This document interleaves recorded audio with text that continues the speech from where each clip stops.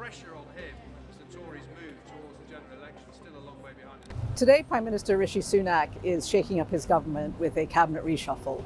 In itself, that's not that unusual. Prime ministers do that from time to time when they want to solve a particular problem or inject energy into their government.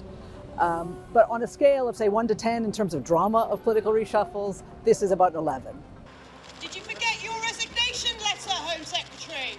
Home Secretary Suella Braverman is out, and she has been replaced by James Cleverly, who until this morning was the Foreign Secretary, the chief diplomat of the country. He has been replaced in what I have to say is a pretty unprecedented and unexpected move by David Cameron, a name people might remember. He was the Prime Minister for 6 years between 2010 and 2016, leaving after the Brexit referendum when Britain voted to leave the EU against his wishes.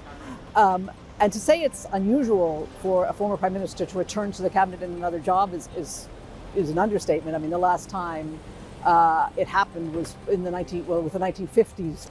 She had a reputation for being a hardliner, for being on the authoritarian side of the Conservative Party, but she finally overstepped the mark, I think, maybe last week when she referred to homelessness as a lifestyle choice and said she wanted to take away tents from people who sleep on the street.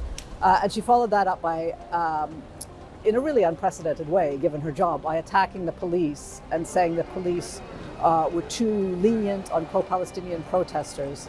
And she referred to those protesters who've been marching to demand a ceasefire in Gaza as hate marchers. And all of that culminated in what was a very difficult weekend for the police, when there was a very, very large pro-Palestinian march of 300,000 people and a rival collection of hundreds of far-right supporters, some of whom, inspired by Suella Braverman's words, came out to try to attack the pro-Palestinian protesters and ended up scuffling with the police.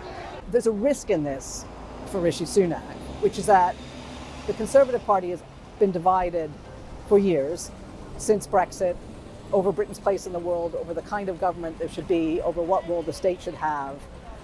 Rishi Sunak has kind of managed to paper over those cracks a little just by being a calming figure over the last year.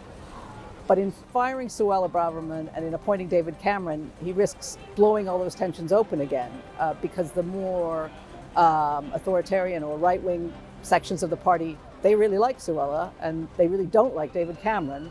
So that could put Rishi Sunak in their sights. There could be attempts to hem him in on policy, even, who knows, to topple him. I mean, it seems unlikely, but stranger things have happened, and the Conservative Party, when it decides to get rid of its leaders, can act very quickly.